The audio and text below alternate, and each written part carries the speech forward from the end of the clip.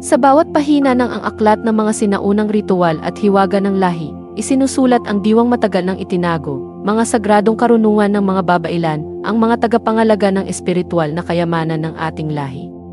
Sa panahong ang mundo ay muling lumalayo sa ugat nito, hatid ng aklat na ito ang paggunita sa mga sinaunang ritual, orasyon, at dasal na bumubuo sa puso ng ating kultura, mula sa pagtawag ng mga ligaw na kaluluwa, pagsasanay sa lihim na karunungan, hanggang sa mga ritual ng pagpaparami ng ani, huli sa pangingisda, at maging ang eksorsismo sa taong sinapian ng 7 demonyo. Ang aklat na ito ay bumabalot sa mambabasa sa isang mundong puno ng misteryo, paggalang sa kalikasan, at pakikipag-ugnay sa mundo ng espiritu.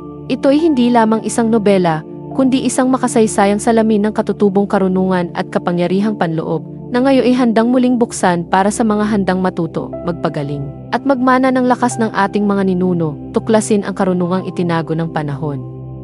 Pakinggan ang tinig ng babaylan. Buhayin ang hiwaga ng ating lahi.